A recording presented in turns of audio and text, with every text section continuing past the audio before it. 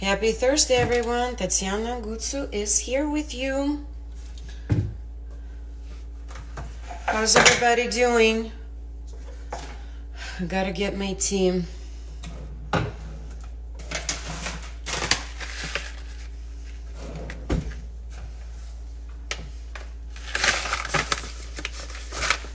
Hi.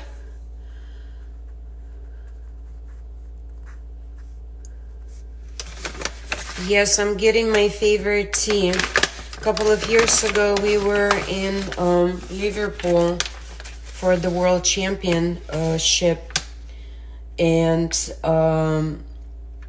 we had a tour. We had a city tour with the International Gymnastics Hall of Fame, and we went to the Liverpool Tea Warehouse Limited. And let me tell you, the tea is amazing. This is my actually favorite. I'm trying to last it as long as possible. Yes. It's a combination of, I'm gonna tell you what's the combination of, apple, peaches, hibiscus blossoms, elderberry, freeze-dry apples, pomegranate. I need my glasses. Rose hip peels, flavor blueberries, cornflower ale, mellow blossoms. I never knew that there are such mellow blossoms. Oh, and there's purple flowers in there too. I'm having this today. What you having? Yes, as I always say, catch the phoenix by its tail. It has a bird here, and it has a bird inside. I'm having my tea. The color is so beautiful. It's lavender. It's lavender and purple, and sweet yet energized. My cup of tea. Yes, I'm gonna wave to everyone, and again, we're gonna continue with one of your questions. The question of the day. All right, let's do this.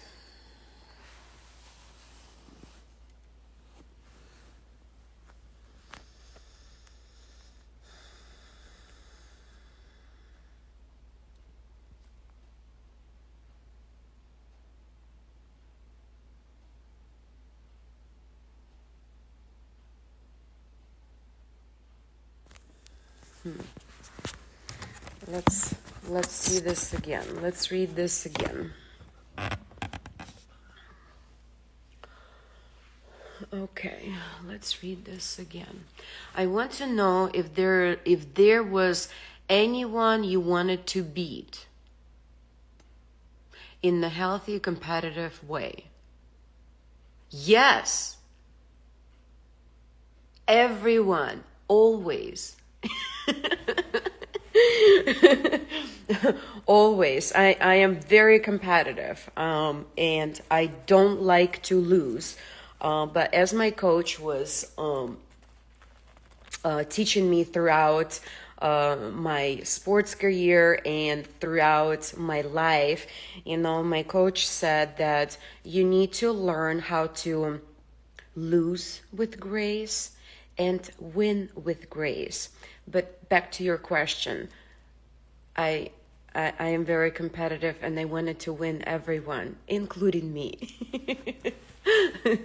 I hope that answers your question. In competition, everyone, yes. Second and third place, it was not even in my vocabulary. I always wanted to be first from the moment I stepped in to the gym. Like my very, very first visit to the gym, uh, as trying to do beginner classes and stuff like that. We had a few tests that our coach was always giving to us and see if I think that was actually like part of the task, and I am actually still installing that into my kids, at the gym, because I think you need to build that competitiveness in a healthy way. There's healthy steps how to do that. Not in conniving way, because I don't think it's very healthy for our young generation or any generation, that you need to be vicious, competitive, do whatever it takes. That does not work with me. I try to build up healthy way how to be competitive, how to set the goals and how to be best in the positive way. That is my style, and I'm gonna continue to do that. I'm gonna continue to teach that, because I think when you have healthy mind, you have healthy body, and you're more productive than anything. So I will stick to my methods that my coaches taught me, and now I am implementing that into now generation.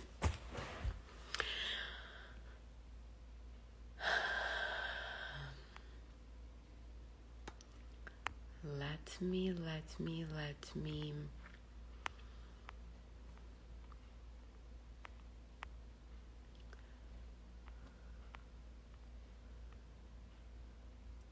Thank you. I'm gonna wave, Sam. Наталья. Наташка, привет, моя дорогая. Я тебя поздравляю с днем рождения. Я тебе что-то красивенькое уже отослала, поэтому жди подарочек. Я жду не дождусь, чтобы ты его получила, чтобы у тебя поднялось настроение. Я тебя поздравляю с днем рождения и с Новым годом, и с Рождеством. И тебе хорошего настроения. Тебе хорошего настроения и удачи, дорогая. Я тебе желаю, я тебя крепко обнимаю и очень-очень-очень сильно люблю.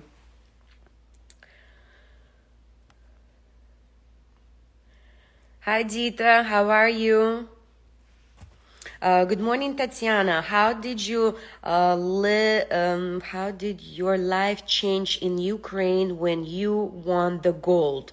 I have to tell you, I had that conversation yesterday with Vito and Morgan. We're working on the project. As you see my post, I am posting the empowerment zone. I will let you know what it is about. It's not ready yet to bring out my project to life, because there's details that we need to work on, and then as soon as it's ready, it's going to be out. But let's get to your question. I'm going to send Ukraine when you won the gold. I did talk to Vito and Morgan about that yesterday. And as I wanted to continue the airport story. So the airport story, my third airport story is actually, so as you know, in 1994, I had the opportunity to move to United States, and I did with my coaches, Tamila and Victor. Unfortunately, they're not with us. God rest their souls, and I hope they are way better in heaven. This is their new home. But third story from the airport. So when I came back in 1995 to Ukraine, and I had to pick up a few of my things from my home so I can bring it here and it can be with me. So I had my medals, so I had to bring my medals from Ukraine to United States, which is my home. Back then, because that was my decision to make, to come to United States and to make my permanent home. So back to the story. when I was in airport, that was in 1995, I had all of my medals, and I have 100 plus medals from very beginning career of mine when I start doing gymnastics to the very end, to my very last competition. So in 1995, when I was in airport and we're going through the agency to get to the airplane. So through the capsule where you put in your bags, so they can check what's in the bag, and if you are bringing with you anything to the United States or not. So I had all of my medals with me in the bag. And the agent, they stopped the capsule and they pulled me over to the side and they said, "What is this?" And they said, "That's my medals." And they said, "Well, from where?" And they said, "Well, this is my medals from national championship, Ukrainian national championship, European, world champion medals, Olympic medals." And they're like, "Well, you have to prove who you are." So that was kind of like a throwback. That ground me down a little bit because going to competitions and going to the arenas and going to to the mayor offices and stuff like that, where everybody's welcoming you with open hands. Here I am, absolutely shocked, had to prove who I am and whether it's my medals or not. So it took some time to prove that I am who I am, because in 1995, I don't believe there was internet or phones that you can just, pull up right away, Google it and put Tatiana Gutsu, who's Tatiana Gutsu, or Wikipedia. So that is my story, and kind of like what ground me and, keeping me together, keeping me grounded. And sometimes, we have that in life, that, we have people in our life that we, know who we are. And sometimes in our path, we have people who don't know who we are. And, it wasn't like a long time or anything from 1992 to 1994. It was just a matter of 1.5 years. But sometimes you have to keep on moving forward and maintain your name in the goodness and kindness, that you do for the people. So that is my third story of the airport.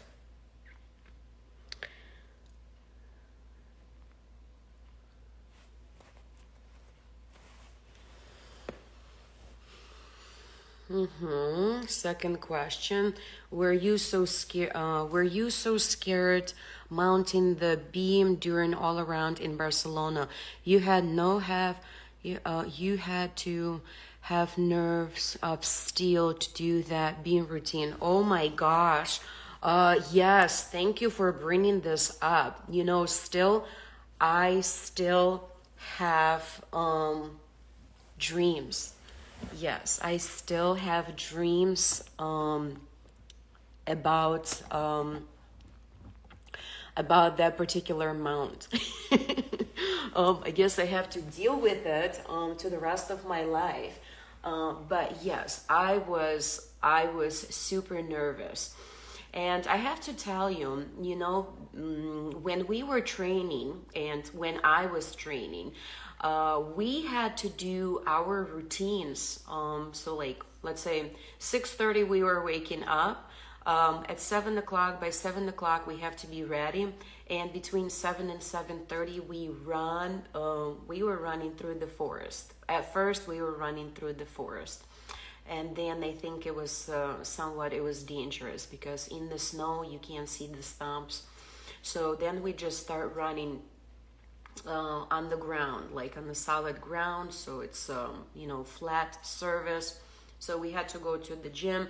And at 7:30, like from 7:30 to 8:30, we had morning mini practice. But in that morning mini practice, like at first we were doing conditioning, flexibility, ballet, and stuff like that. And then when we got closer to the Olympics, we were start doing actually routines early in the morning, and sometimes we would have to do like 3 routines, and it has to be made. So I have to tell you that I did probably closer to 1,000,000 mounts from throughout 10 years that I was working, from the beginning of learning my mount, round-off layout onto the beam to the point of the Olympics. So that was, I would say, I didn't start right away, like when I just walked into the gym and started doing my mount right away, but after 4 years. So I would say probably like solid 6 years. So yeah, solid 6 years from the beginning to the end to the Olympic arena. I would say probably I did like 1,000,000. So that mistake at the team competition, my mount, I don't know. I think like I felt way too confident to, and I felt good. Like I felt good, I felt confident. I was standing and I was scanning the beam when I was doing, but in all around, I was a little bit terrified. Yes, I was terrified. But I had to calm my nerves down, because when you're standing out there, you can feel the vibe of people, and the happiness that they're expressing, the celebration, the woo, the cheering, the clapping, and somehow you have to find that momentum, that nothing is distracting you when you are beginning your beam routine. It's like you an event and nothing else. Like you have to learn how to block the sounds. You have to learn how to become one. You becoming one element when you're doing beam routine, or when you're doing mount, or when you're doing skills, or when you're doing dismount. So I hope that this has answered your question. And as I said, we're gonna do this like 10 minutes, 10 to 15 minutes. Please hold your question till tomorrow. Can you have that question for tomorrow? Where you so? Yes. Let me. Я тебя люблю, моя родная. Let me wave to all. It's a little bit hard here, right? So I have to do this on my own. How dare they?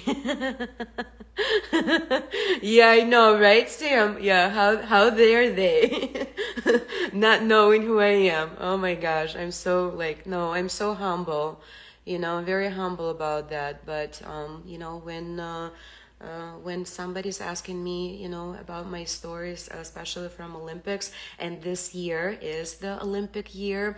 So I guess, I'm gonna meet you tomorrow, guys, at 10:30, and we're gonna continue on our journey. And I want to tell you more stories, not just about Olympics, although it's the Olympic year, and I am excited to share my experience, my personal experience. I will not speak about anybody else, unless it's only positive, but I will share my experience, because on TV, when you do an interviews, some interesting parts are being cut out, but now you have me, absolutely raw, honest answers, and let's start our journey. As I promised, and yesterday I looked so goofy with that hat and driving in the car, it was not safe. My apologies on that. I should probably think more careful instead of just acting and being on the go, and not being cautious for my own safety. So my apologies on that. I try to keep it short and brief and in a safe environment. But yesterday I mentioned that something came, and something did came, and this is what it is. Now you can order this from my website. This is the Olympic rings, and you can actually be part of the Olympian Tatiana Gutsu Club. You can purchase this. If you wanted to know details, you can actually receive this with baseball cards, but I made it to gymnastics cards. And you can receive this pretty 5 rings Olympic ring, which is represent 5 continents. Okay, let me open this and put this on my finger. This is size 8. I only have size 8, but you can wear on you can wear it like this, see, or you can wear it like this, and now you're part of the Olympics. All right. Or you can wear it like this on your thumb. Well, on my thumb, it's not going. But I love to wear rings on this finger, on the pointy one, and on this one. That's my favorite. So become Olympic champion overnight.